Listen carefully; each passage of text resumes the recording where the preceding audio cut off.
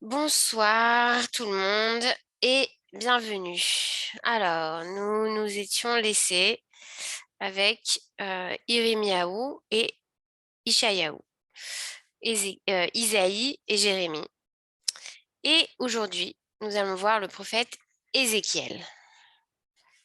Alors, Ézéchiel, attendez, là, Ariel.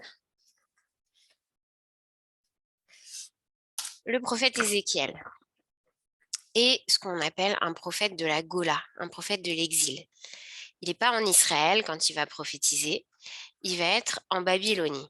Et qu'est-ce qu'il fait en Babylonie? Il fait partie, vous vous rappelez, on avait raconté, de ceux qui ont été exilés.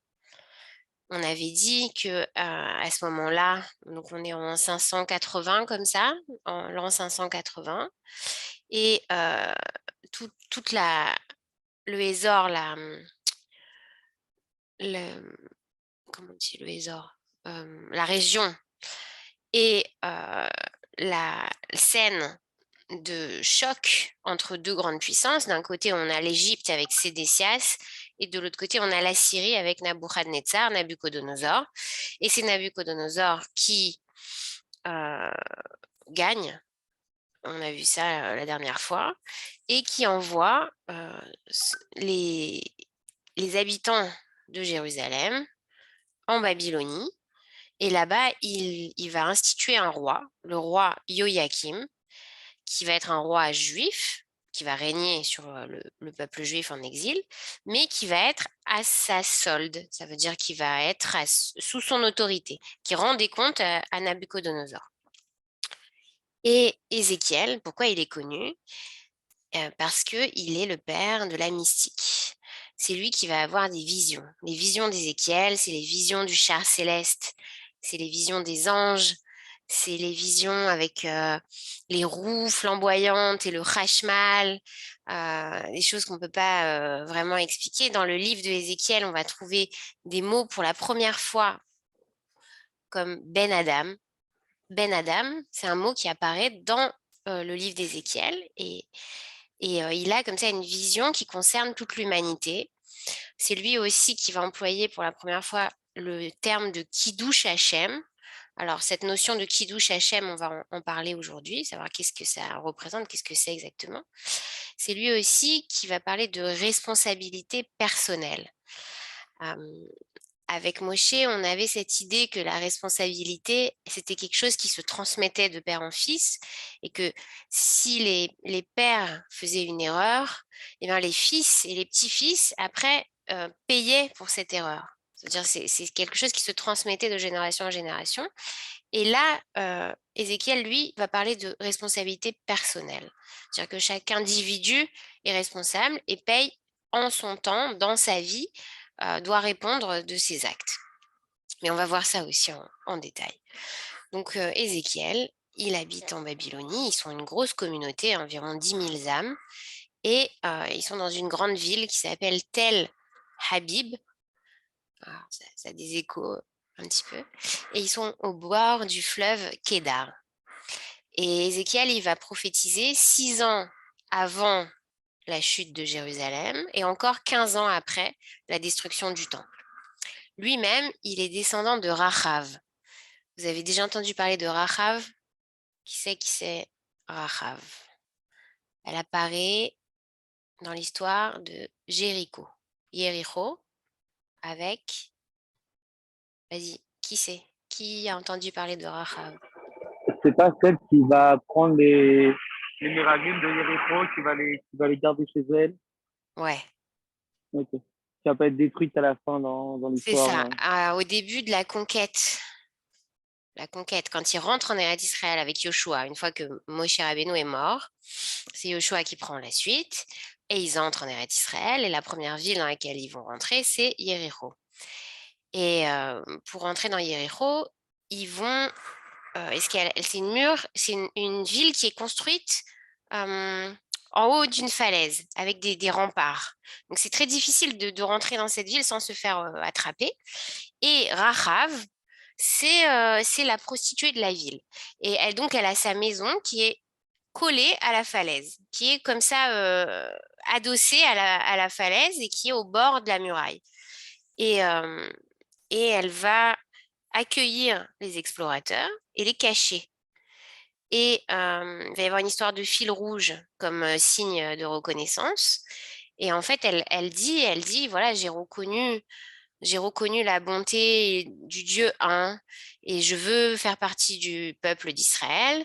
Et en échange de ma protection, je vous demande de me protéger et de m'accueillir parmi vous et de protéger ma famille. Et Rachav, ensuite, donc, ils vont prendre Yéricho. Yéricho, c'est l'histoire. Après, ils vont tourner autour de la ville en sonnant du corps, la trompette, et ils vont faire tomber les murailles, ils vont prendre la ville. Et Rachav, elle va faire partie du peuple, et elle va se convertir, et elle va se marier avec Yoshua lui-même. Et après, si vous vous souvenez est juste, leur fils, je crois que c'est Caleb Ben Yefouné. Peut-être je dis une bêtise. Je vérifierai le nom des enfants. D'accord? Là, j'ai pas, ça m'a échappé. J'ai dit quelque chose, mais je suis pas sûre. Ok. Donc, Ézéchiel, c'est un descendant de Yoshua et Rachav. Donc, c'est pas n'importe qui. Et pourtant, c'est pas comme on a vu Ishayahu, qui faisait lui partie de la famille royale. Ézéchiel, lui, c'est quelqu'un de modeste. À la base, il est agriculteur, il n'a rien demandé, il est un homme simple. Et d'ailleurs, dans le Talmud, tout le temps, on les compare. On dit, voilà, Ishayahu, c'est celui qui avait l'habitude de voir le roi.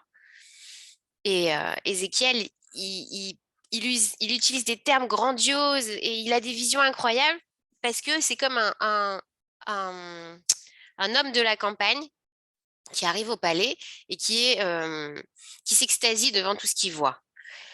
Il minimise dans le Talmud, il minimise un petit peu en fait sa vision et sa prophétie en disant bah en fait c'est parce il était impressionné par tout ça et donc ça se sent dans sa parole. Il va perdre sa femme.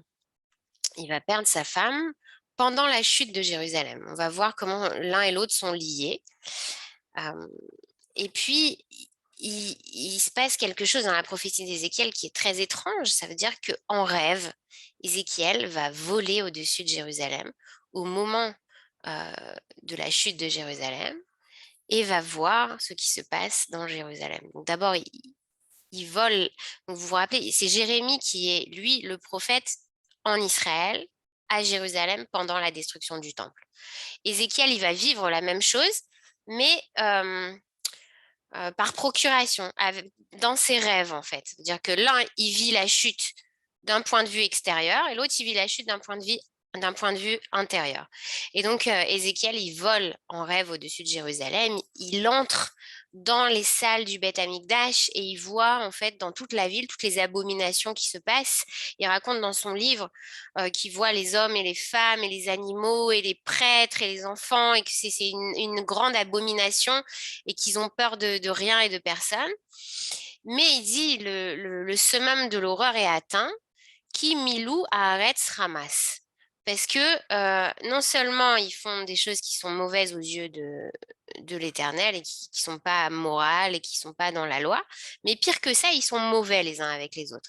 Et il dit ça, c'est la goutte qui fait déborder le vase. C'est-à-dire que Dieu, il peut à la limite accepter qu'on lui manque de kavod à lui-même, mais que son propre peuple se manque de kavod les uns aux autres, ça, c'est le pire. C'est-à-dire s'il n'y a pas d'unité dans le peuple, alors rien ne peut tenir.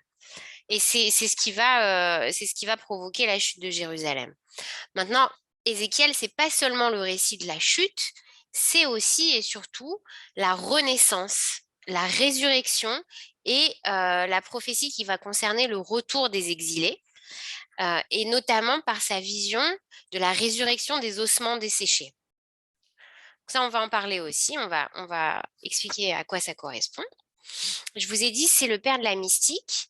Alors, on dit qu'il y a deux récits, il y a deux livres qu'on n'a pas le droit d'étudier seul, ou même à plusieurs, enfin qu'on n'a pas le droit d'étudier parce qu'ils renferment des secrets. C'est Maasé Bereshit, donc le récit de la création, et Maasé Merkava, le récit du char divin. C'est donc le livre d'Ézéchiel, un livre qui serait un livre dangereux. Et d'ailleurs, il y a un midrash comme ça qui raconte qu'un jeune garçon qui n'avait pas l'âge ni les compétences pour pouvoir étudier la mystique qui se trouve dans Ézéchiel, avait un jour ouvert le livre d'Ézéchiel et le livre s'était enflammé dans ses mains, comme s'il recelait des secrets dangereux. Alors, cette responsabilité dont nous parle Ézéchiel, elle est intimement liée à la notion d'alliance qui est instaurée entre Dieu et le peuple d'Israël. Ézéchiel, il vient rappeler le principe de fidélité à l'alliance et surtout, il introduit la notion de teshuva, de retour, qui est liée à l'élection. C'est-à-dire que Israël peut faire teshuva, peut revenir vers Dieu, peut se faire pardonner. Le retour à Jérusalem est possible, même s'il y a la destruction du peuple, même s'il y a l'exil en Babylonie, mais seulement s'il se rappelle qu'il est élu, qu'il est séparé des autres nations et qu'il a donc une mission particulière qui le distingue des autres peuples. Et pourtant, cette distinction-là, cette séparation-là, elle ne va pas le mettre à l'écart des autres, mais au contraire, c'est ce qu'essaye d'expliquer Ézéchiel au peuple, c'est qu'elle va lui permettre de renouer avec les nations, d'avoir une place dans le monde et qui vont être un intermédiaire entre Dieu et toute l'humanité. Et on a un penseur de pensée juive moderne qui s'appelle Hermann Cohen. Hermann Cohen, c'est un Allemand, un penseur allemand, et c'est lui qui introduit la philosophie religieuse. Donc, ça veut dire qu'il prend les concepts de la Torah pour en faire de la philosophie. À son époque, il est en même temps que Kant, en même temps après que Mendelssohn, et il est aussi grand philosophe que Kant. C'est-à-dire en Allemagne, c'est une référence. Et il va expliquer qu'il y a comme ça ce qu'il va appeler la religion des prophètes. Qu'est-ce que c'est pour lui? C'est que l'histoire, elle est habitée par un sens et qu'il y a un progrès dans l'histoire. Donc ça vous rappelle certainement ce qu'on a dit sur Hegel, qui dit que l'histoire va vers le progrès et vers le bien ultime. Sauf que ce que dit Hermann Cohen, c'est que elle va pas vers le bien, elle a un sens. Là, le progrès dont il parle, Hermann Cohen, c'est un progrès moral.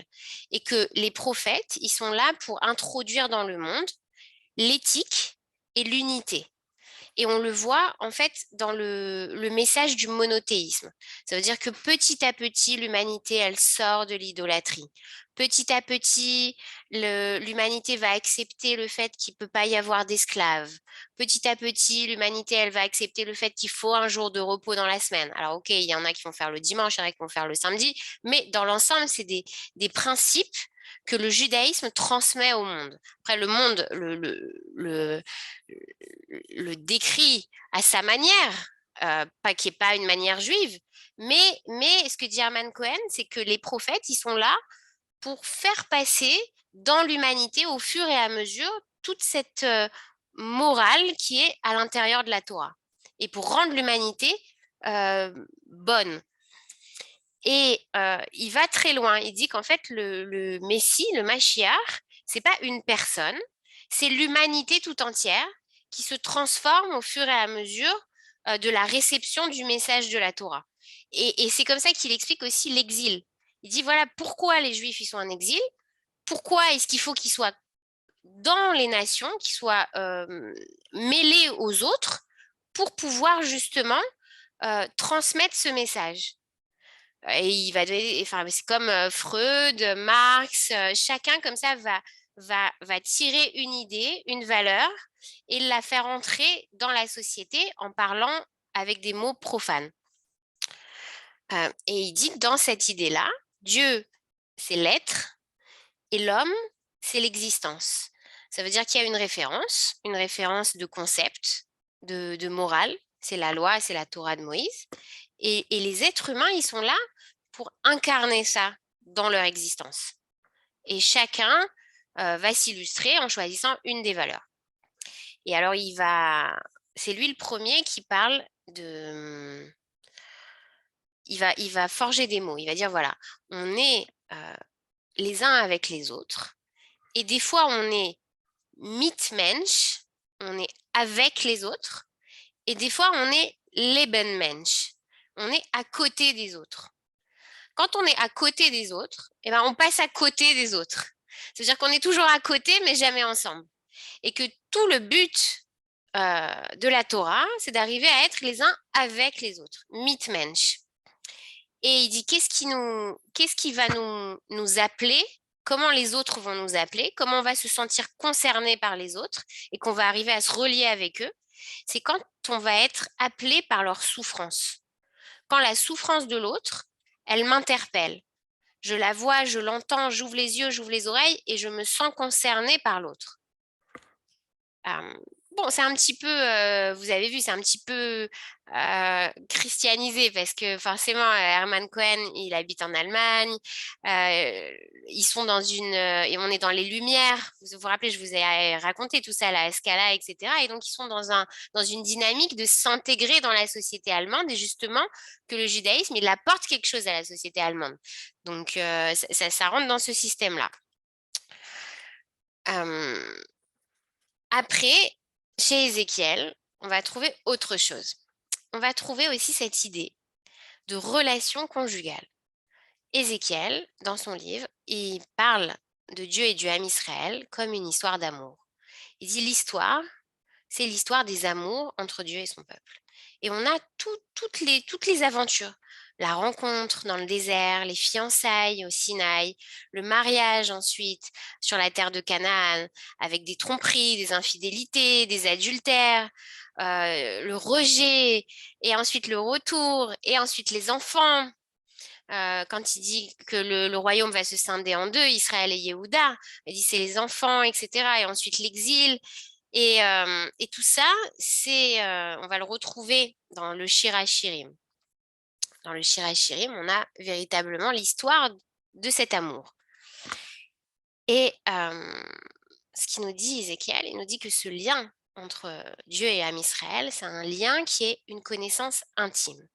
C'est un lien entre deux partenaires. Ça veut dire que c'est un lien qui repose sur des besoins et sur un contrat et sur un partenariat. Et c'est un lien qui va être à la fois charnel, c'est pour ça qu'il y a une terre, qu'il y a un corps, qui va être sexuel dans le sens de la connaissance intime de l'autre, de l'être de l'autre. Et c'est un lien aussi qui est un lien pathétique. Qu'est-ce qu'il entend par là? C'est-à-dire que chacun a besoin de l'amour de l'autre. C'est bizarre de dire que Dieu a besoin de l'amour de l'homme. Mais c'est un des messages du livre d'Ézéchiel qui dit que Dieu attend, c'est-à-dire Dieu aime l'homme. Mais ça, c'est pas un chidouche, c'est pas une nouveauté de dire ça. Le véritable chidouche, c'est de dire que Dieu, il a besoin de l'amour de l'homme. Et que cette relation-là, c'est une relation de hashlama. Hashlama, c'est une complétude. Ça veut dire qu'on a véritablement deux partenaires totalement différents, même opposés l'un à l'autre, l'homme et Dieu, et ils sont là pour se compléter.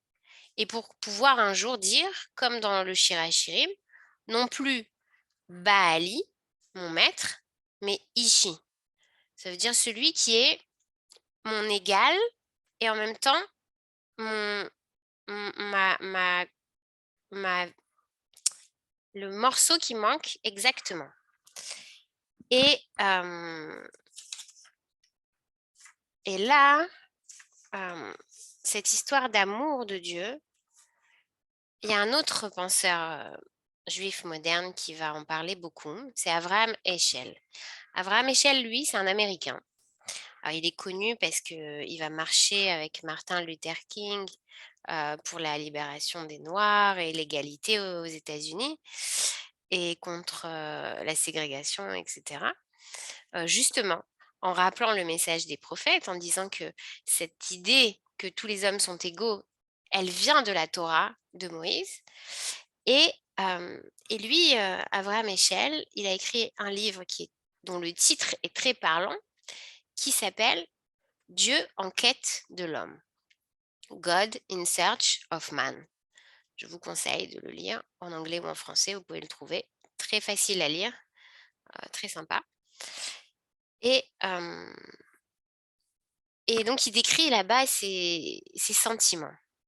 Et il explique cet amour. Et pourquoi? Ce qui est important ici, c'est l'histoire de fidélité. Il dit parce que quand on a un couple qui s'aime et qui a signé un contrat, comme ici c'est un contrat divin, donc c'est un contrat qui est éternel. Et qu'est-ce qui va relier les partenaires l'un à l'autre? C'est une seule chose, c'est l'identité de leur amour. Ça veut dire qu'ils vont se ressembler dans cette force d'amour. Parce qu'autrement, l'homme et Dieu ne peuvent pas se ressembler, en rien. Ils n'ont pas de ressemblance. Donc il dit, c'est l'amour qui les fait se ressembler. Il dit, mais que se passe-t-il quand un des deux n'aime plus, ou est perdu, ou décide d'aller voir ailleurs? C'est ce qui se passe dans l'histoire. Il dit, toute la force de cet amour, qui est recréé à chaque fois, qui renaît à chaque fois, c'est qu'il y a toujours un des deux partenaires qui est le réceptacle de l'amour, qui garde l'amour vivant. Il dit, si un des deux garde l'amour vivant dans son cœur, alors il peut le rallumer chez l'autre. Il suffit qu'il y ait un des deux qui garde l'amour pour pouvoir le rallumer chez l'autre. Et cette idée-là, elle est directement, elle bat en brèche en fait une idée chrétienne et philosophique qui s'appelle la théodicée. La théodicée, c'est ce que vous avez dû voir à l'école par exemple avec Rousseau, Voltaire, mais qu'il y a aussi chez Kant ou chez Leibniz. Cette idée donc du sens de l'histoire qui va vers le bien ultime, et que tout vient de Dieu, et que donc il y a une espèce de providence, et, et en fait ils expliquent l'histoire de manière à ne pas trahir Dieu,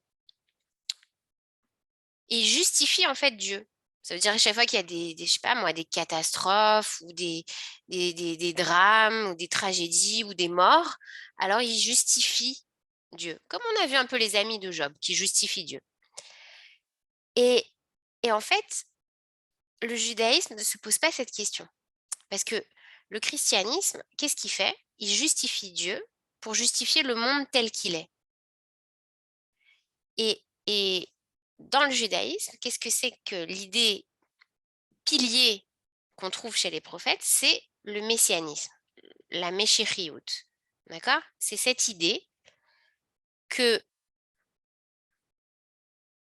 on ne va pas remercier pour le monde tel qu'il est, mais on essaye de tendre vers le monde tel qu'il devrait être. C'est toute l'idée du juif. Il est là pour réparer le monde, il est là pour emmener le monde tel qu'il devrait être. Et il ne se satisfait pas du monde tel qu'il est. Donc, et pourquoi c'est comme ça? Parce que Dieu a créé le monde. Dieu a créé le monde, vous savez avec quelle lettre il a créé le monde? Rallumez-moi là toutes les caméras qui sont éteintes. Vous êtes tous perdus en route. Avec quelle lettre il a créé le monde, Dieu? Le Yud peut-être? Non, pas le Yud. Le Bet. Le Bet. À Torah Matrila mi Bereshit. Le monde commence avec le Bet.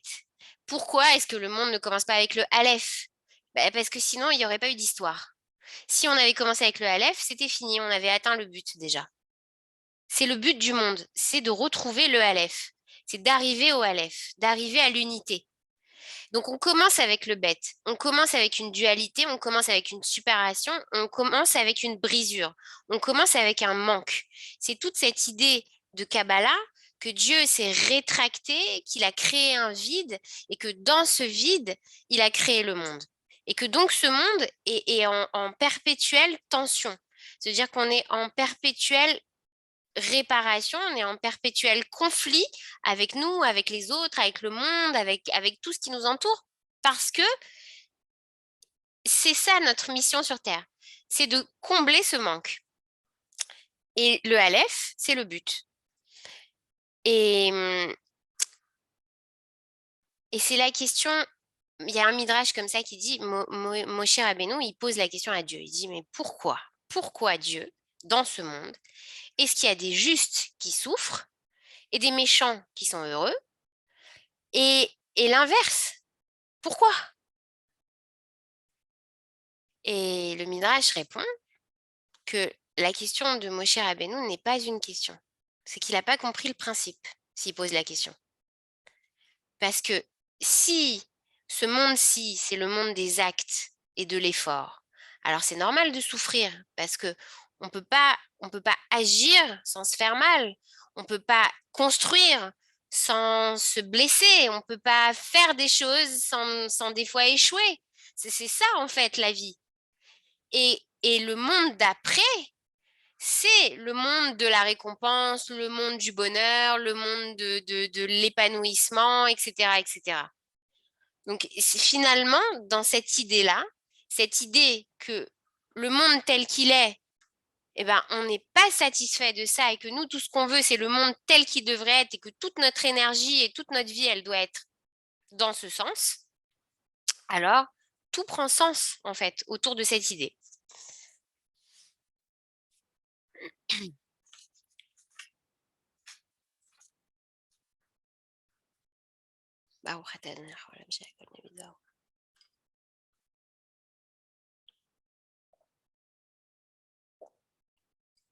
Amen. Et en fait, au fur et à mesure de cette histoire d'amour, où les partenaires vont apprendre à se connaître. Parce que, je ne sais pas si vous avez remarqué, mais en fait, tout au long de l'histoire, il y a des ajustements qui sont faits. Par exemple, Dieu, il a des plans. Et l'homme, il va dans l'autre sens. Et à chaque fois, Dieu, il réajuste son plan. C'est-à-dire que c'est jamais le plan initial. Ce qu'on apprend là, c'est que cette histoire, c'est une histoire dynamique et c'est une histoire qui est improvisée par les deux partenaires. C'est pas vrai que Dieu, il a écrit toute l'histoire à l'avance. Et c'est pas vrai non plus que l'homme, il fait ce qu'il veut. C'est-à-dire, les deux ensemble, ils sont embarqués dans une histoire et ils s'ajustent l'un sur l'autre. Et ils tendent à la perfection et au fur et à mesure qu'ils se connaissent mieux, alors l'histoire, elle se redresse parce qu'ils s'adaptent l'un à l'autre. Et tout l'enjeu, c'est de passer du principe de tzedek, c'est-à-dire le principe de justice, de rigueur, avec lequel Dieu a créé le monde, au principe de chesed, au principe de générosité, de grâce, de bonté. Qu'est-ce que c'est la différence? La différence, c'est de passer du Dieu Elohim, celui qui a créé le monde, au Dieu d'Abraham, Yitzhak et Yaakov, ce Dieu personnel, ce Dieu qui aime justement, qui pardonne, qui excuse, qui comprend. C'est pas le même principe. C'est le même Dieu, évidemment. Ok. Alors, maintenant, on va peut-être voir un petit peu notre Ézéchiel. Ok? Alors, on va commencer par un petit texte sympa. Et après, on rentrera dans quelque chose de plus compliqué. Alors.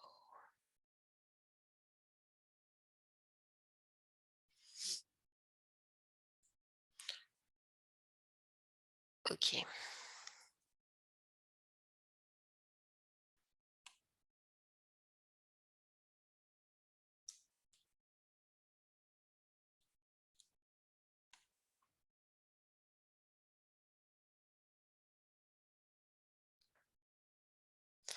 Bon, ok. Alors, donc, vous avez compris, à chaque fois, je vous mets un petit texte d'Elie Wiesel parce que je trouve que il est très complet. Ça veut dire qu'il apporte tous les midrashim et c'est vraiment chouette pour rentrer dedans, pour rentrer dans l'histoire.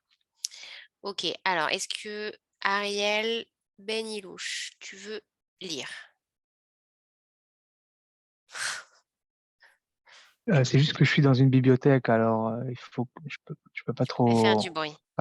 pas trop là. Non, J'ai compris. Ok. ouais, pardon. Une autre fois, je peux le faire. Ok, ça va, je te retiens alors. Alors, sur qui ça va tomber?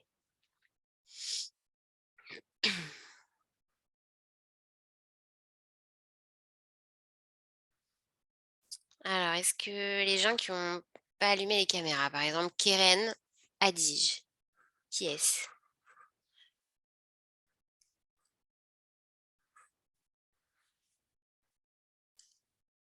C'est quelqu'un qui n'est pas derrière la caméra. Eden Seror. Oui, moi je suis là, mais si c'est possible de ne pas lire cette fois-ci. Tu peux lire sans mettre la caméra. Oui, mais je vous ai dit aussi la dernière fois, j'ai un peu de mal à lire en français. Ok. Je peux lire Yep. il faut. C'est qui peut lire? Je vois pas, attendez. Sacha. Sacha, ok. Allez, bravo. Merci À Sacha. partir de où À partir de aucun des prophètes? Ouais, vas-y. Juste un petit peu le début comme ça pour donner un petit âme. D'accord, ok. Aucun des prophètes n'a eu sa vision, nulle vision n'a été aussi proche des limites. Aucun homme n'a comme lui jeté sa lumière sur l'avenir, nulle lumière n'a dissipé tant de ténèbres. Est-ce parce que nul autre n'a vécu l'obscurité qui d'ordinaire précède l'aube? Il suffit de suivre son regard pour se sentir élevé par l'espérance qu'il dévoile. Voyez ce qu'il vous montre et vous serez récompensé. Écoutez-le et vous vous sentirez fort, plus fort que la mort, plus fort que le mal. Ézéchiel. Qui ne connaît cet orateur passionné et passionnant, dont les images remplies d'horreur et de beauté ont affecté plus d'une génération? Nul messager ne nous a tant blessés et n'a si bien guéri nos blessures. Quand il châtie son peuple, notre peuple, c'est qu'il n'y voit que laideur répugnante. Mais tout de suite après, retrouvant sa faculté de compassion, il force le soleil à briller et à le couvrir de sérénité et de tendresse. Ézéchiel oscille entre la honte du péché et la grandeur du salut, car pour lui, il n'y a pas de milieu. C'est l'homme des extrêmes. Ses visions nous transportent de l'extase des chariots célestes à la terreur des ossements desséchés. Je regardais, et voici un vent tourbillonnant se leva du nord. Un nuage épais et un feu se déroulant sur lui-même, et une lumière.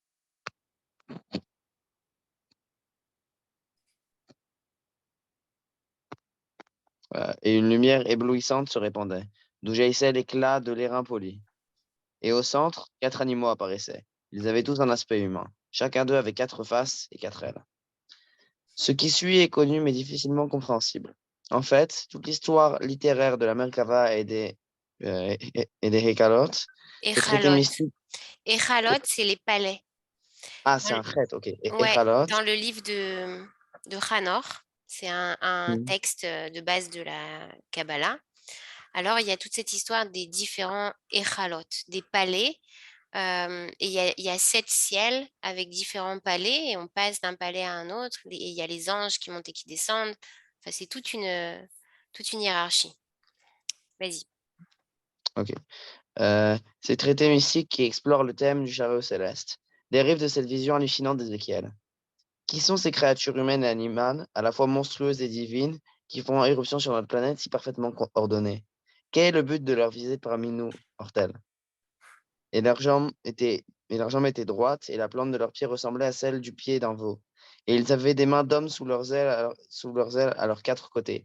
Et leurs 4 faces ne tournaient pas quand ils marchaient. Et leurs ailes étaient jointes l'une à l'autre. Ce passage se lit comme un rêve fiévreux, sinon comme un cauchemar. Tous ces masques humains et inhumains entremêlés, images éclatées, phrases haletantes, bruits assourdissants et murmures inaudibles. Paroles et silences décrivaient ce qui transcende la description. Un univers où ciel et terre convergent pour devenir un seul élément, combinant feu et cristal.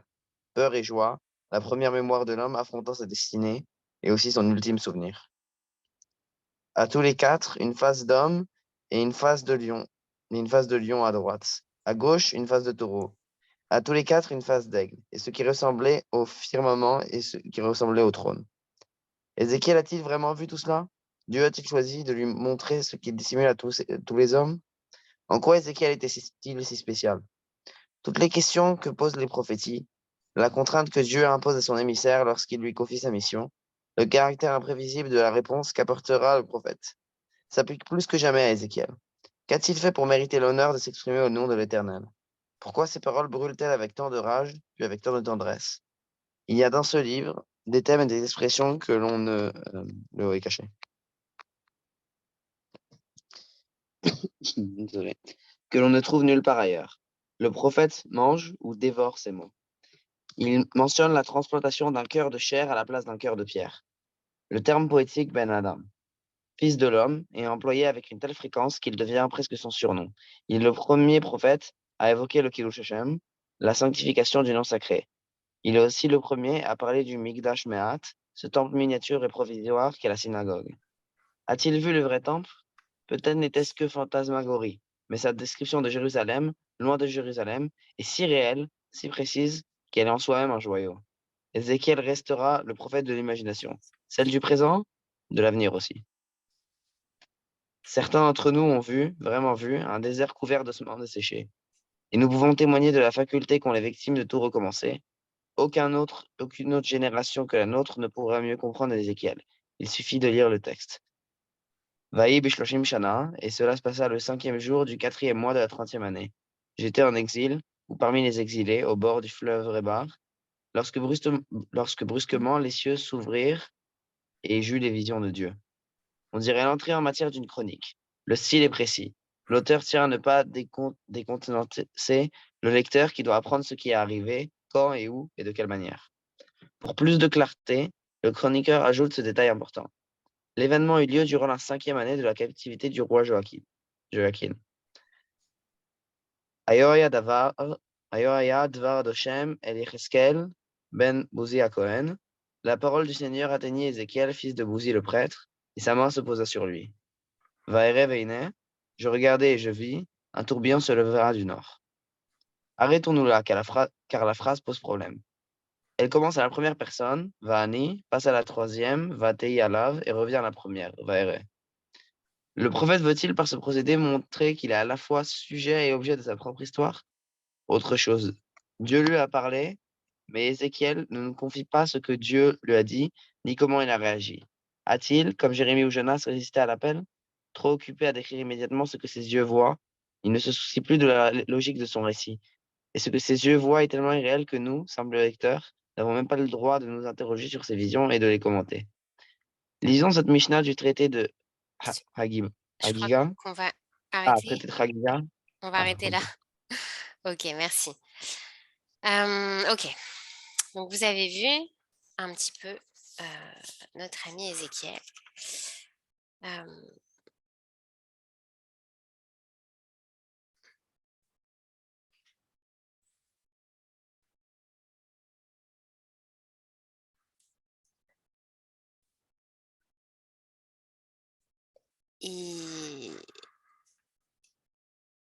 Donc d'abord, ce qui est étonnant dans cette prophétie d'Ézéchiel, contrairement aux autres, c'est qu'il nous raconte des visions. Normalement, le prophète, il raconte ce qu'il a vu, entendu, et il parle des paroles. Et lui, il décrit des visions. Et on va lui reprocher ça dans le Talmud. On va dire, mais pourquoi il se tait pas? C'est-à-dire, s'il a vu des choses, alors il devrait les garder pour lui, il ne devrait pas les raconter. Même on dit, et même on minimise ça aussi. Par exemple, il y a une phrase du Talmud qui dit, la plus humble des servantes a vu lors de la sortie d'Égypte des visions plus grandes que celles d'Ézéchiel. Top. Toujours est-il qu'il a une grande force et qu'il voit beaucoup de choses et que cette capacité d'imagination le transporte jusqu'à Jérusalem. Et contrairement aux autres prophéties, ce qui va être la majorité de la prophétie d'Ézéchiel, eh bien, c'est le silence. La plupart du temps, Ézéchiel se tait, ne parle pas. Et sa prophétie est muette. C'est-à-dire que jusqu'à présent, on avait des messages traduits par des paroles. Et cette fois-ci, avec Ézéchiel, c'est vraiment le silence qui va être assourdissant et qui va nous transmettre beaucoup de choses. On va voir que ce silence est finalement ce qui va constituer la plus grande liberté du prophète. On commence à comprendre que la vie d'un prophète, elle n'est vraiment pas enviable, elle n'est pas agréable. Il est l'outil de Dieu, il est forcé, il est piégé, il est traqué de tous les côtés. Bon, bref, c'est pas sympa d'être un prophète, mais et puis chacun réagit à sa manière. Donc on a tous les prophètes qui refusent d'abord d'être prophètes, ensuite on a ceux qui essayent de s'échapper, Jonas par exemple qui part de l'autre côté, etc. Et Ézéchiel, lui, il va trouver une autre technique. Il va dire, eh ben moi, je parle pas. Voilà, je refuse de parler. Je reste là, je suis là. Dieu peut faire ce qu'il veut de moi, mais je ne parlerai pas. Je ne transmettrai pas le message. Comment ça va se traduire? Alors, c'est dans le chapitre 24. Donc, on est dans le livre d'Ézéchiel, et ce chapitre 24, c'est bidiouk le chapitre du milieu du livre. Et on est à quelle date? On a une date très précise. On est à la date du 10 Tevet 588. Et qu'est-ce que c'est que ce 10 Tevet? C'est le début du siège de Jérusalem. D'ailleurs, bientôt, on va faire le jeûne du 10 Tevet. C'est la brèche dans les murailles. Et à ce moment-là, sa femme va mourir. Et il va être silencieux pendant 3 semaines exactement. Ces 3 semaines qu'on appellera ensuite Ben Hametzarim. C'est-à-dire les 3 semaines qui séparent le 10 Tevet du 9 Av. Qu'est-ce qu'il y a le 9 Av? Donc le 9 Av 586, la chute de Jérusalem. Et Dieu lui dit, ce jour-là, tu parleras. Donc pendant ces 3 semaines, il va y avoir un véritable combat entre Dieu et Ézéchiel. Au début, on a ce silence qui est donc un silence humain. C'est Ézéchiel qui refuse de dire ce que Dieu veut lui faire dire. Et qu'est-ce que Dieu veut lui faire dire? Eh bien, Dieu veut lui faire dire ce qui va arriver. Il veut lui faire dire que Jérusalem va être détruite, que c'est trop tard, que c'est fini, etc. Mais Ézéchiel refuse d'être complice de la chute de Jérusalem. Vous êtes là ou mon internet a sauté et plus personne n'entend? Allô? Allô? Ouais, on entend. C'est bon? Ça marche Oui, encore? enfin, Ok. oui. Donc, au départ, pourquoi Ézéchiel se tait? Qu'est-ce qu'il refuse? Il refuse d'être complice de la chute de Jérusalem. Il ne veut pas le dire parce qu'il se dit, si je ne le dis pas, peut-être qu'il y a encore une porte de sortie. Peut-être que c'est encore modifiable. Peut-être qu'on peut encore changer les choses. Et c'est pour ça qu'il ne veut pas parler. Parce qu'il ne veut pas voir la réalité en face. Il ne veut pas voir que Jérusalem est déjà pourrie de l'intérieur.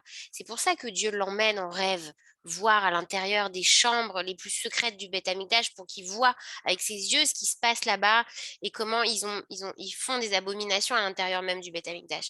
Pour qu'ils comprennent que c'est pas dans les mains de Dieu en fait de sauver Jérusalem, c'est que les humains eux-mêmes à l'intérieur de Jérusalem ont déjà pourri la ville de l'intérieur et qu'il n'y a plus rien à faire, qu'elle ne peut pas être nettoyée et qu'il faut la détruire pour pouvoir la reconstruire proprement. Mais lui refuse. Et alors Dieu, dans le livre de Ézéchiel, va utiliser des tas de techniques pour le faire parler. Donc au début, il essaye de le séduire. Donc il lui fait voir toutes ses visions incroyables, etc. Ça marche pas, il parle pas. Après, il le rassure. Il lui dit, mais ne t'inquiète pas, je serai avec toi tout le temps, je serai avec toi, je serai avec toi. Ça marche pas, il parle pas. Après, il use de violence. Donc il lui ordonne de manger les mots du rouleau de la Torah. Et Ézéchiel obéit à Dieu. Il mange les rouleaux de la Torah, il mange les lettres, il mange les mots.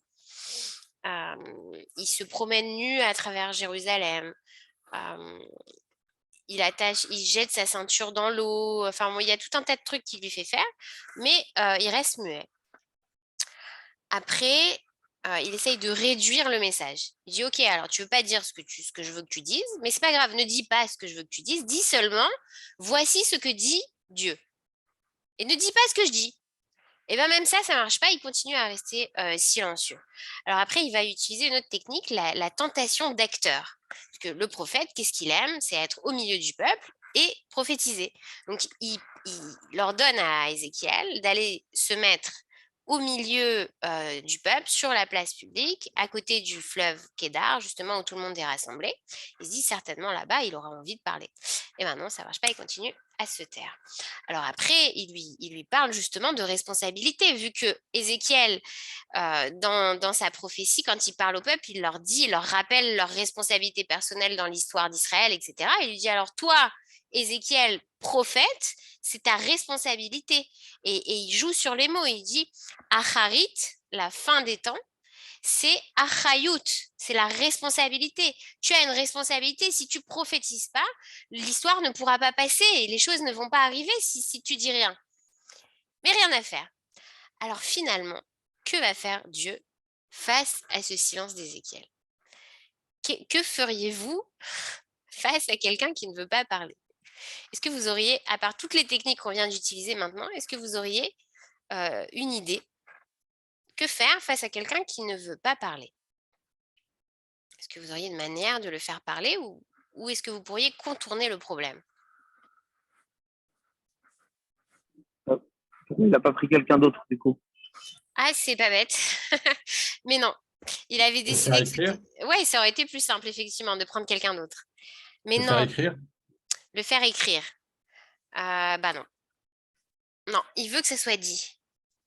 Il veut utiliser Ézéchiel. Et le faire écrire, ça suffit pas, puisqu'apparemment, les écrits n'ont pas eu assez de force, puisqu'il lui a même fait manger le rouleau de la Torah et il ne s'est rien passé. C'est-à-dire que il s'essuie avec les rouleaux de la Torah, là, le peuple d'Israël, tu comprends? C'est-à-dire les lettres n'ont plus de force, il y a plus de Kedusha. Donc il reste que la parole, et encore. Même la parole n'a plus cours. C'est-à-dire que Ézéchiel se tait du moment qu'il y a eu une brèche dans Jérusalem et que sa femme est morte. Il sait, c'est comme s'il vit en fait, il vit la destruction à l'intérieur de son être. Vous vous rappelez l'histoire du psychodrame? Je vous ai raconté que la vie des prophètes, elle est l'image exacte de ce qui se passe dans le peuple. C'est ce que vit Ézéchiel. Et donc, il ne peut pas parler. Quoi que fasse Dieu, Ézéchiel ne peut pas parler. Mais c'était une bonne idée, prendre quelqu'un d'autre. Ça aurait été simple, effectivement. Et bien, vous voulez savoir ce qu'il fait? Il opère un retournement biblique. Et alors, qu'est-ce qu'il fait? Il lui dit à Ézéchiel, il lui dit « Vene elamta » et tu seras muet. Ça veut dire que Dieu prend le silence d'Ézéchiel et en fait un message. Il dit « Ok, tu ne veux pas parler, alors on va utiliser ton silence et on va en faire une prophétie. Ça sera cette prophétie. Ce silence-là, ça sera lui qui voudra dire « Jérusalem va se terminer maintenant. » Tout le temps du silence, c'est le temps de la destruction. Et ce retournement biblique, c'est quelque chose qu'on retrouve tout le temps, très souvent en fait dans la Torah. Donc il y a l'histoire de la royauté. Vous vous rappelez quand ils vont demander un roi et Dieu leur dit « Ah, vous voulez un roi, vous voulez être comme tous les autres, ok, vous allez avoir un roi, mais ça sera plus qu'un roi, ça sera un roi Mashiach. » C'est-à-dire que Dieu prend la volonté de l'homme, respecte la volonté de l'homme, parce qu'on ne peut pas faire autrement. L'homme a le libre arbitre, mais il ajoute sa volonté divine et il transforme cette chose-là dans quelque chose qui rentre dans le plan divin. Pareil avec la terre. La terre d'Israël, vous voulez une terre, ça ne sera pas n'importe quelle terre, ça sera une terre qui sera partenaire de l'aventure. Ce sera une terre qui sera vivante, ce sera une terre qui ne va pas supporter si vous ne suivez pas la loi, qui va vous recracher si vous êtes en dehors de la loi, etc. etc. Pareil pour la langue, avec l'aventure du sionisme. Quand les sionistes laïcs vont venir sur la terre d'Israël et commencer à parler l'hébreu, d'accord, avec une volonté de modernité, avec la volonté d'être comme toutes les autres nations, eh ben, malgré tout, ils vont utiliser les mots du Tanakh. Et donc, les mots, ils vont être chargés du plan divin. Même par des gens qui ne veulent pas rentrer là-dedans, et ben, malgré eux, ils sont rattrapés par la charge de Kedusha qui est à l'intérieur des lettres et des mots de la langue hébreu. Et donc, je vous donne un exemple. Par exemple, il y avait, je crois que c'est, comment il s'appelle? Gordon. C'est un poète israélien. Et il écrit sur la beauté du peuple fort et musclé sur sa terre qui renaît, ces jeunes hommes bien bâtis, etc. Il les compare à des statues grecques. Et le mot qu'il emploie pour dire qu'ils sont presque comme des surhommes, vous savez quel est le mot qu'il emploie, qu'il a trouvé en hébreu? Eh bien, c'est Navi. Et Navi, qu'est-ce que c'est? C'est des prophètes. Donc même lui-même, il s'est retrouvé coincé là où il voulait faire l'inverse. C'est ce retournement biblique. Alors après, le silence dans le livre d'Ézéchiel, on le retrouve à d'autres endroits. On le retrouve dans ce qu'on a dit, vous avez entendu le mot de Kiddush Hashem. Kiddush Hashem ou Kedoshé Doumia. En français, on pourrait traduire ça par martyr du silence, encore que j'aime pas du tout ce mot martyr, qui est un mot qui vient plutôt du christianisme. Kiddush Hashem, ça veut dire mourir au nom de Dieu. Ça aussi, c'est pas tout à fait juste. On va expliquer avec l'exemple qui est justement dans Ézéchiel et pourquoi il emploie ce mot. C'est une histoire que j'ai déjà racontée. C'est les consultants qui viennent consulter le prophète pour savoir si ils vont mourir ou pas. Et qui sont ces consultants? Ce sont les compagnons de Daniel, Michaël, Azaria et Hanania. Et ils habitent à la cour du roi Joachim, non, du roi Nabucodonosor. Et ils ont été choisis parmi les exilés de Babylone parce que justement, c'était des jeunes hommes beaux et forts. Et ils ont été pris, séparés de leur famille, pris enfants. Et Nabucodonosor veut les élever à la mode babylonienne. Donc, il leur a enlevé leur nom hébreu, il leur a donné des noms babyloniens et il les habille comme des Babyloniens. Et il pense qu'il va arriver à les former, à les formater. Sauf que avec Daniel, ils refusent par exemple de manger de la nourriture non cachère. Donc, ils se nourrissent uniquement de légumes. Et les gens autour du roi leur disent si vous continuez comme ça, vous allez devenir maigre et faible et le roi n'aura plus besoin de vous et il va vous supprimer. Et miracle incroyable, raconte le Midrash, ils mangent des légumes et continuent à être beaux et forts, etc. Donc voilà, ils sont tous végétariens avant l'heure. Et voilà. Et Nabucodonosor fait des rêves. Il fait notamment ce rêve d'une statue immense, d'un colosse immense qui va exploser et tomber en morceaux. C'est les rêves des 4 empires. Et Daniel raconte, explique, interprète les rêves de Nabuchodonosor en lui racontant que ce sont les empires qui vont se succéder. Il rêve d'un aigle, il rêve d'un ours ou d'un lion, je ne sais plus, et à la fin de cette statue. Il lui dit, voilà, tu vas te battre contre tel empire, tel empire, tel empire, et tu vas les gagner, ils vont tous monter et descendre, et puis à la fin, tu seras toi-même écrasé par l'empire du rien, parce que c'est ça que symbolise la statue qui éclate. Enfin, vous trouvez ça dans les commentaires du Maharal de Prague. Il raconte, je crois que justement c'est Ner Mitzvah, le commentaire sur Hanouka, où il parle du rêve de Nabuchodonosor raconté par Daniel. Mais toujours est-il que à la fin de l'histoire de Daniel, il y a cette histoire de la fosse au lion. Et les compagnons de Daniel sont menacés d'être jetés dans la fosse au lion. Lui, Daniel, il a été jeté dans la fosse au lion, il n'a pas été mangé par les lions. Et les consultants, ce sont Michaël, Azaria et Hanania qui vont voir Ézéchiel et qui lui disent, voilà, est-ce que tu peux nous dire si nous aussi, si on se jette dans la fosse au lion, on va en sortir vivant? Et là, le prophète leur dit, mais vous m'avez pris pour un jukebox, je ne vous donnerai pas de réponse, vous ne pouvez pas avoir d'assurance, vous ne pouvez pas avoir de garantie. Dieu, ça ne marche pas comme ça. Et donc, non, je ne vous répondrai pas. Et là, qu'est-ce qu'ils disent? Ils disent, Vechenla. Chenla, c'est comme Kenlo. Oui et non. C'est-à-dire, en français, on dirait malgré tout. Malgré tout, peu importe, même si on n'a pas d'assurance de Dieu, on va se jeter dans la fosse au lion. Et c'est ça le Kiddush Hashem. C'est d'avoir la Emouna sans garantie. Ça veut dire que c'est l'homme qui garantit Dieu et non pas Dieu qui garantit l'homme. C'est-à-dire que c'est l'homme en fait qui renouvelle la promesse, qui renouvelle l'alliance, alors qu'à ce moment-là, Dieu se tait. Et vous savez, il y a une phrase Mika Mocha Baelim, qui comme toi parmi les dieux. Et là, dans le Zohar, on dit, on peut lire ça aussi, Mika Mocha Baelmim. C'est un tsérouf otiot, ça veut dire qu'on change les lettres, et ça veut plus dire qui est comme toi parmi les dieux, mais qui est comme toi parmi les muets. Et quand Dieu se tait, c'est qu'il laisse la place à l'homme. Donc ça, c'est le silence dans la mort. Maintenant, ce que je voudrais qu'on voit dans cette dernière partie du cours, c'est l'inverse. C'est le silence dans la vie.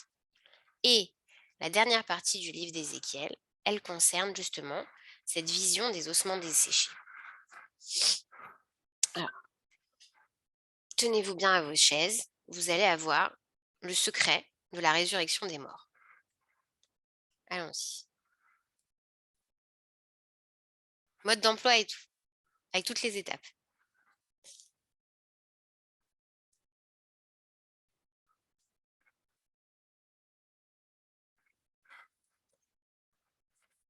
Ok, alors juste, vous m'excuserez.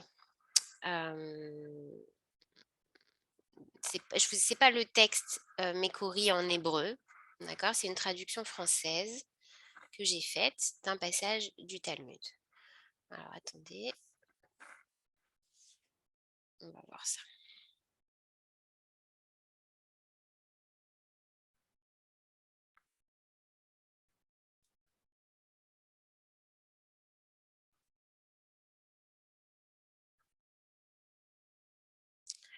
Ok. Donc, on est en Babylonie, dans la vallée de la mort. Et Ézéchiel, là-bas, marche. Et il marche dans un champ d'ossements. Vous avez vu quand Elie Wiesel en parle, il dit, nous, notre génération, on a vu véritablement des champs d'ossements entassés les uns sur les autres. Évidemment, il fait référence à son expérience à Auschwitz. Et c'est vrai que c'est terriblement ressemblant. Donc, Ézéchiel marche dans un champ d'ossements entassés les uns sur les autres. Et Dieu lui pose une question. Il lui dit, est-ce que tu penses que ces os peuvent revivre? Et là, Ézéchiel ne répond pas tout à fait. Ne répond pas vraiment.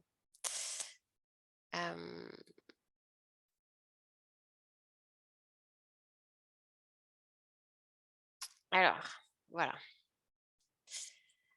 Bon, je suis désolée parce que c'est à l'intérieur d'un article, d'accord, que j'ai écrit. Et donc, c'est un petit peu décousu, mais c'est pas grave, on va recoudre l'histoire.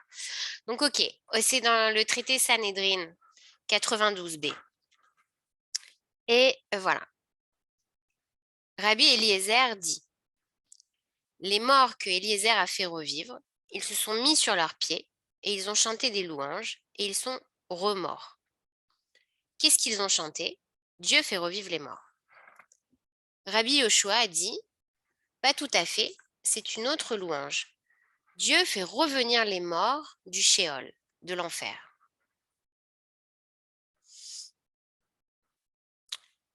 Rabbi Yehuda a dit, Emet Mashalaya, c'était une vérité allégorie. Une vérité ou une allégorie? Demande Rabbi Nehemia. Et si c'est une vérité, alors pourquoi une allégorie? Et inversement. Rabbi Eliezer, fils de Rabbi Yossi à Galilée, dit, les morts qu'a fait revivre Ézéchiel sont montés en Eretz Israël, se sont mariés avec des femmes et ont eu des fils et des filles. Rabbi Yehuda ben Betera se lève d'un coup et dit, et moi je suis fils de ces fils, et je mets les téphilines que mon père, qui fait partie de ceux-là, m'a donné.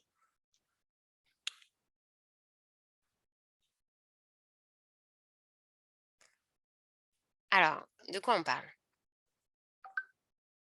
De quoi on parle? Ok. Petit 1, on parle de la vision d'Ézéchiel des ossements desséchés. Et que demande le Talmud? Il demande de quoi on parle. Est-ce qu'on parle d'une résurrection? Est-ce qu'on parle de revenir de la mort? Est-ce qu'on parle d'une vérité? Est-ce que c'est une histoire pour nous faire comprendre quelque chose, etc. Et là, qu'est-ce que c'est? Regardez Rabbi Eliezer qui dit les morts qu'a fait revivre Ézéchiel sont montés en Eretz Israël. Et Rabbi Yehuda ben Betera qui se lève et qui dit et moi je suis fils de ses fils. Ça veut dire c'est une vérité. Ça veut dire qu'ils sont ils ont vraiment revécu et ils sont même montés en Israël. Et moi je suis un descendant de tous ces gens-là qui ont revécu. Donc c'est réel.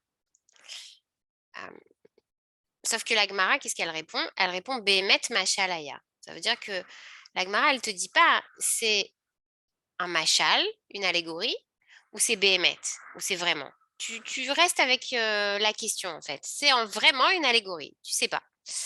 Ok. Et le Rav Zini, ça c'est un enseignement du Rav Zini. Comment il commande ça? Il dit aujourd'hui c'est une allégorie. Aujourd'hui c'est un exemple. Mais demain ça sera une vérité. Et c'est l'essence même de la prophétie. C'est un temps qui dévoile des possibilités que renferme le présent. Seconde question posée par le Talmud. Qui sont ces ossements et à qui appartiennent-ils? Alors, Rav dit, ce sont les enfants d'Éphraïm, ceux qui sont montés en Israël trop tôt, tués par les gens de Gath. qu'est-ce que c'est que ces gens de Gath? C'est des gens qui habitaient en Israël à l'époque et qui se sont trompés en comptant. Vous savez, l'exil, il avait une date. C'est-à-dire qu'il y avait un temps que le peuple il devait rester en exil. Et quand ce temps était terminé, ils pouvaient rentrer en Eretz Israël. Mais ils n'avaient pas le droit de rentrer avant. Et donc ceux-là, ils se sont trompés dans le compte et ils sont montés avant l'heure. Shmuel, il dit, ce sont ceux qui ne croyaient pas en la résurrection des morts. Ceux-là vont revivre et remourir pour se rendre compte qu'ils se sont trompés. C'est-à-dire, Ézéchiel, il fait revivre tout le monde, mais ceux qui ne croyaient pas en la résurrection des morts, bah, ceux-là, ils vont remourir pour leur prouver que c'était vrai, mais pas pour vous. Après, nos ossements se sont desséchés, on a perdu tout espoir, on ne revivra pas, on va mourir. Et cette phrase-là, que vous trouvez dans Ézéchiel, elle a donné naissance à la Tikva, l'hymne national. Ensuite, Rabbi Nechemia Baraba. Ce sont ceux qui n'avaient plus un grain de mitzvah, ceux-là vont revivre et remourir. Qu'est-ce que ça veut dire? Ça veut dire que ceux qui ne suivaient plus du tout la loi, qui étaient complètement rien que dans les avérotes, ceux-là, c'est fini pour eux. Ceux-là, ils revivront, ils vont revivre, comme, c'est-à-dire, Ézéchiel fait revivre tout le monde, mais ceux-là, ils vont remourir. Après, Rabbi Yitzhak, ce sont ceux qui ont empli le temple de souillures et d'animaux répugnants, reptiles, serpents, insectes. Donc ça, c'est les abominations dont on a parlé tout à l'heure, jusque sur le Echal lui-même. Rabbi Yonatan, lui dit, ce sont les morts de la vallée de Dora. Alors, c'est quoi cette vallée de Dora? Donc, on est au temps de Nabucodonosor. Et les tzadikim qu'on a parlé tout à l'heure, qui étaient à la cour de Nabuchodonosor, ils provoquaient des écoulements de plaisir chez les femmes babyloniennes. Rien qu'en les regardant, elles avaient des orgasmes. Et Nabucodonosor ne pouvait supporter ça. C'est la Gemara qui raconte. Il décida donc de tuer tous les jeunes gens juifs, mais même morts, leur beauté était si grande qu'ils faisaient encore toujours effet aux femmes. Il décida alors d'écraser les corps et les ossements pour leur enlever toute forme humaine. Et c'est ça, ce champ d'ossements desséchés, dans lequel marche Ézéchiel. Quand Ézéchiel a cette vision, à ce moment-là, Nabucodonosor est en train de boire du vin dans le crâne d'un juif mort tué par lui-même. Au moment de cette vision, la coupe vibre et bouge dans la main du tyran, ce qui le terrorise. Il la jette au loin en demandant qu'est-ce que c'est. Il était alors en train de fêter devant la fournaise où il allait justement jeter les amis de Daniel, dont on a parlé tout à l'heure, les consultants, Hanania, Michaël et Azaria. Et on lui répondit, c'est un ami de ceux-là, qui est là-bas en train de faire revivre les morts. Attendez, Eliezer, t'es Bassari, tu peux pas bouger. Attends encore un peu, je te dirai tout à l'heure.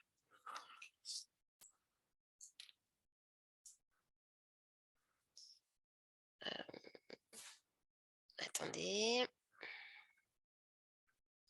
Et Dieu pose la question au prophète. Il lui pose la question, il lui dit, ces ossements que tu vois ici, peuvent-ils revenir à la vie? Pourquoi est-ce qu'il pose la question, Dieu? C'est-à-dire que si c'est une vraie question, alors Ézéchiel il va répondre, bah non, c'est pas possible, quelqu'un qui est mort, on ne peut pas le faire revivre à la vie. Mais en posant la question, Dieu, ce qu'il veut, c'est qu'au contraire, Ézéchiel, il rentre dans cette idée que c'est possible en étant partenaire de Dieu. C'est-à-dire, si tu y crois, si tu commences par y croire, alors ensemble, on pourra le faire. Mais dans le texte, le prophète manque d'enthousiasme. Et qu'est-ce qu'il répond à Dieu? Il lui dit, toi seul sais ce qui est possible ou pas. Donc, il se sort de l'histoire, en fait. Maintenant, il faut analyser les causes de la mort pour trouver les facteurs de la résurrection. Première option, si nos os sont desséchés, c'est que nous avons perdu tout espoir. Coupés du passé et du futur, nous n'avons plus de racines et donc nos cœurs sont des cœurs de pierre. C'est normal. En fait, on était déjà mort. Ça veut dire, on était déjà mort parce qu'on n'avait plus d'identité juive, on n'avait plus de vie juive, on avait tout abandonné. Donc, en vérité, notre âme elle-même a été déjà morte, notre cœur était glacé et donc, c'est pas qu'on est mort, c'est qu'on était déjà mort. Alors maintenant, le Talmud pose la question, qui est mort et pourquoi? Et il y a 5 réponses dans la Gemara, 2 positives et 3 négatives. Première réponse. Ceux qui nient la résurrection, ceux qui ont souillé le temple et ceux qui sont sans mitzvot. D'accord? C'est ce qu'on a vu dans la Gemara. C'est les réponses négatives. 2 autres réponses. Les tzadikim de la vallée de Dora, dont on a parlé, et les Bnei Ephraïm, ceux qui étaient trop beaux et qui sont montés avant l'heure. Qu'est-ce que ça veut dire? Un truc bizarre. C'est-à-dire, les premiers,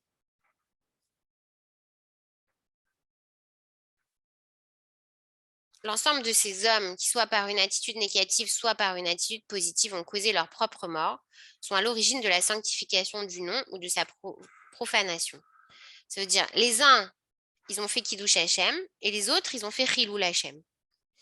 Et en fait, les deux, ce que veut dire la Gemara, c'est que les deux, ça reviendrait au même. C'est qu'à la fin, tu meurs. Et tu deviens des ossements desséchés. Ça, c'était le début de l'histoire, d'accord? Pour me remettre dans le contexte. Maintenant, comment est-ce que ces ossements, ils vont revivre? Parce que c'est ça qui vous intéresse. Alors, on y arrive. Attendez. Eliezer, va-t'en, encore 10 minutes. Après, je m'occupe de toi, je te donne à manger. Oust.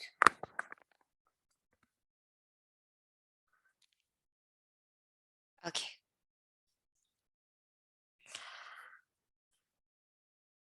Dieu dit à Ézéchiel, il lui dit, prophétise pour que l'Esprit vienne. Et d'abord, il y a une reconstruction matérielle. C'est ça la vision d'Ézéchiel. Il y a les os qui commencent à bouger, après les nerfs qui apparaissent, ensuite la chair et la peau qui enveloppe le corps. Et pourtant, dans la vision, rien ne bouge. C'est-à-dire que à chaque fois, Dieu il dit à Ézéchiel, prophétise pour que l'Esprit vienne. Et c'est une vision incroyable. Ça veut dire il y a du vent, il y a la peau, les nerfs, la chair qui se reconstituent sur les os, mais les corps restent morts. Et Dieu dit à Ézéchiel, prophétise pour que l'Esprit vienne. Il manque l'Esprit, il manque le rouar. Mais d'où va venir ce rouar? Il lui dit, il faut prophétiser à l'Esprit. Si tu veux être l'Esprit, il faut que tu viennes des 4 esprits. Miarba Ruchot. Qu'est-ce que c'est? Commentaire du Malbim, ce sont des directions géographiques. Des 4 points cardinaux, ça veut dire de toute la Terre. Et dans le Zohar, le rouar est un esprit ramassé qui vient de partout, des 4 coins du monde. Et en fait, qu'est-ce que c'est? Ce sont tous les Juifs exilés, partis chercher les étincelles de sainteté dont on a parlé tout à l'heure, qui vont revenir et qui vont faire revivre les morts. C'est le kibbutz Galouyot, la convergence des tribus perdues et du peuple juif sur la terre. Et à la fin de la vision d'Ézéchiel, justement, qu'est-ce que dit Dieu? Il dit au prophète, prends ces 2 souches de bois et colle-les les unes avec les autres. Et les 2 souches de bois vont se fondre pour faire une seule souche. Et c'est les 2 tribus, Yehuda et Israël, le schisme du peuple scindé en 2, qui va se recoller, se refonder. C'est seulement quand toutes les tribus sont réunies sur la terre que le Messie viendra et que les morts revivront. Et ce qui est intéressant, c'est que, bon, je crois qu'on va s'arrêter là, et après on va expliquer, c'est que quand il dit, avec les souches de bois, il leur dit, la souche, elle est Echad, sauf que le mot qui est employé dans le livre d'Ézéchiel, pour dire comment elle est la souche une fois qu'elle est fondue en une seule souche, elle est Achadim. Ça veut dire qu'elle est un au pluriel. Ça veut dire que la spécificité d'Israël, c'est d'unir le peuple en gardant à chacun sa spécificité. Ça veut dire qu'on peut être multiple dans un, et non pas une unité où tout le monde est pareil.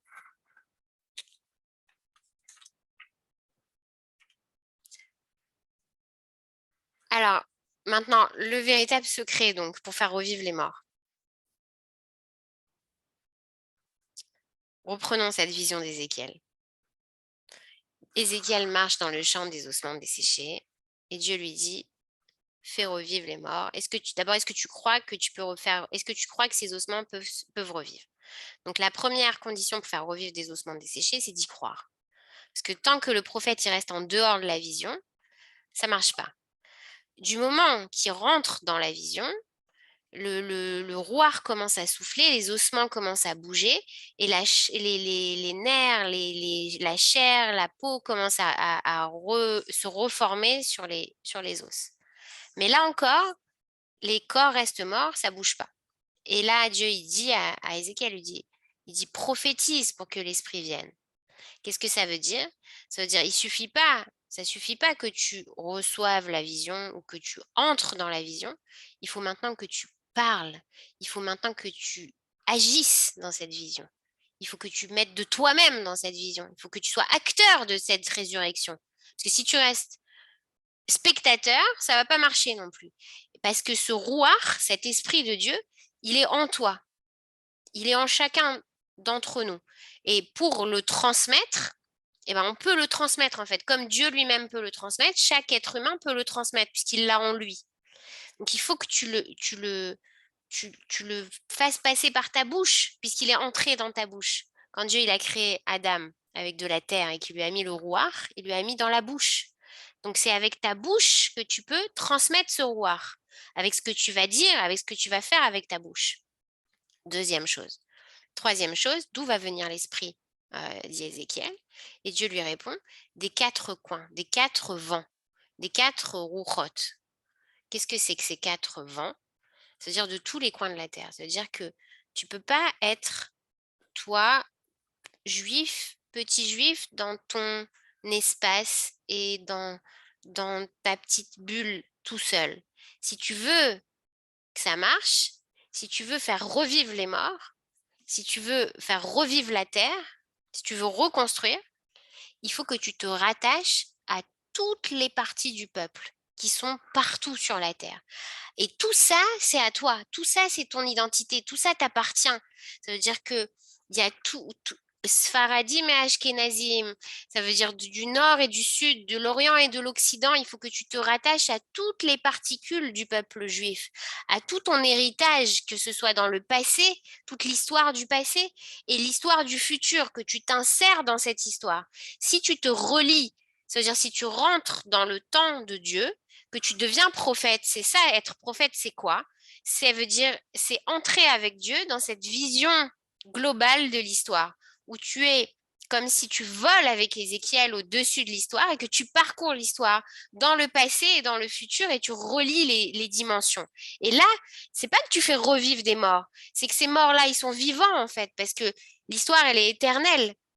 Si l'être humain, il est rouard, il est à l'image de Dieu, alors son âme, elle est vivante. Et si toi, tu te connectes à cette source de vie, à ce qui est la Torah, avec le prophète, avec Dieu, dans ce rouard, alors tu entres dans la dimension de l'éternité. C'est l'enseignement du Rav Kook. C'est ça l'enseignement du Rav Kook quand il dit que la prophétie, elle va revenir sur la terre, que dans toutes les constructions, dans même la littérature et la poésie qui est faite sur la terre d'Israël, il y a l'éternité, il y a le secret de l'éternité d'Israël. Mais il dit c'est ça, c'est parce que tu te connectes avec la source de la vie elle-même. Et à ce moment-là, tu dépasses tout ce qui est éphémère, tout ce qui est mortel. Donc, c'est pas que les ossements, ils étaient secs. C'est que Ézéchiel, il ne voyait pas la vie qui était encore dans les ossements. Il voyait que des os. Il n'avait pas ouvert les yeux. Ça veut dire toutes les visions qu'a vu Ézéchiel, en fait, Dieu lui dit, mais attends, tu crois que tu as vu des choses incroyables et c'est peut-être ça le véritable sens de la critique du Talmud. Peut-être qu'il est là le chidouche, qu'à chaque fois ils descendent et ils abaissent les visions d'Ézéchiel en disant mais non, il n'a rien vu en fait.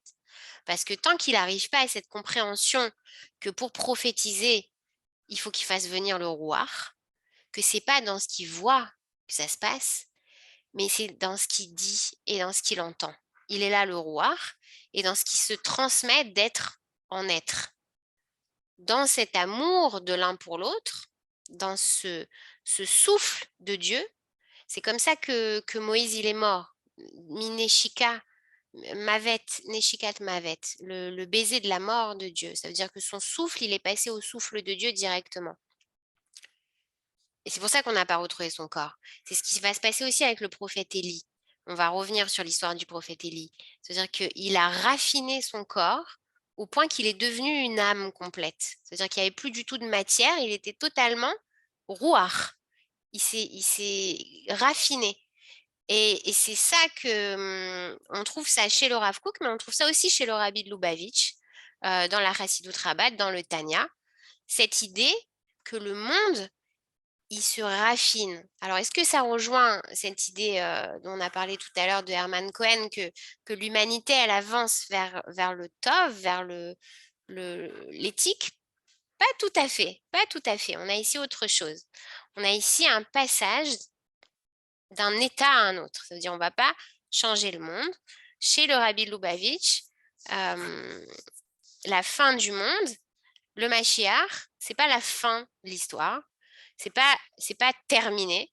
On n'arrive pas à la fin. Ça veut dire on a et là vous avez aussi le secret de ce Bereshit. Pourquoi est-ce que Dieu il commence l'histoire avec le Bet et pas avec le Aleph? Parce que si tu commences les choses avec le Aleph, tu dois les finir avec le Taf.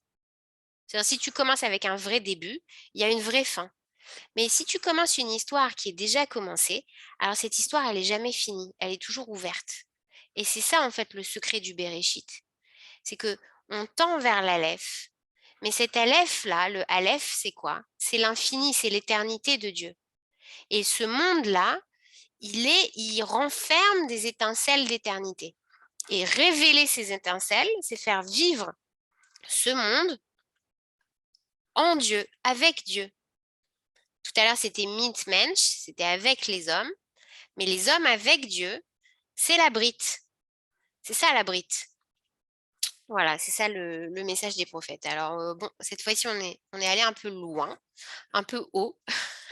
Mais je crois que ce 8e jour de Hanouka, justement, qui est à l'image de l'infini, ça veut dire le 8, justement, le Maharal de Prague, il raconte cette 8e lumière, c'est celle qui est la dimension que les Grecs n'avaient pas atteinte. C'est la dernière marche qui mène au Beth Amikdash. Ça veut dire que les Grecs, ils ont atteint une compréhension du monde, de la nature, de la spiritualité, de la philosophie.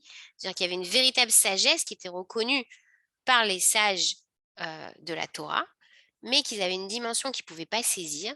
C'était la dimension de la Gdusha, la dimension qui est au-delà de la nature. Et c'est particulièrement flagrant quand on a l'empereur qui veut rentrer dans le Beth Amikdash. Et pourquoi il veut tellement rentrer dans le Beth Amikdash? Parce qu'il veut voir. Il veut voir ce secret. Il veut comprendre le secret d'Israël. Il veut aller voir ce qu'il y a dans le Kodesh HaKodashim. Sauf que quand il rentre dans le Kodesh HaKodashim, qu'est-ce qu'il voit? Rien du tout. Absolument rien. Et il est là, ce secret. C'est qu'il était incapable de saisir la Gdusha qu'il y avait dans le Beth Amikdash. De la même manière que quand, vous vous rappelez, Avraham et Yitzhak, ils arrivent en bas de la montagne et qui sont les deux seuls à voir la Shrina au-dessus de la montagne et à trouver que c'est là le Har HaMoriah, c'est là qu'il faut monter. Eliezer et Ishmaël ne voient rien, ne saisissent pas cette dimension de Kedusha, cette dimension de sainteté, où l'homme est à l'image de Dieu. C'est-à-dire où il est connecté à son âme, à sa partie divine. Et pour se connecter à cette partie divine, comment il faut faire? Eh bien, il faut accepter d'entrer dans le silence. C'est ça, je crois, le secret d'Ézéchiel, en fait. C'est que dans ce silence, tu peux d'abord trouver qui tu es et trouver Dieu qui va se révéler à toi en même temps que toi-même, tu vas te révéler à toi-même. Il ne faut pas avoir peur du silence. Parce que le silence, il recèle toutes les possibilités. Quand tu parles, tu choisis les mots. Tu choisis un chemin. Mais tant que tu dis rien, tout est possible. Bon, mais après, il faut parler aussi. Bon, bref, voilà. Moi, j'ai trop parlé ce soir, encore une fois. Donc, il reste 2 minutes si vous voulez réagir. Très bien, très intéressant. Merci. Voilà. J'ai juste une petite question Vas-y. sur ce que tu as dit au début, qui était qu'on n'a pas le droit d'étudier le livre de Yézéchiel tout seul. Mais c'est à quel niveau d'étudier? Si juste lire le livre, est-ce que c'est considéré comme étudier ou c'est il y a quand même des choses un peu bizarres, quoi. Non, c'est étudier, c'est essayer de comprendre et de percer les secrets qui sont là-bas. Après, les passages du livre d'Ézéchiel, on en lit dans les Haftarot. On en lit. Il y a plein de Oui, moments où on lit Ézéchiel. Nahon. On lit, mais on ne comprend pas. C'est pas pareil. Voilà, voilà. Bon, c'est moi qui vous remercie beaucoup et qui vous souhaite une bonne semaine. Chodesh Tov, Shavua Tov et plein de bonnes nouvelles, Bezrat exact. Hashem. Au revoir. Bye. Merci. Au revoir.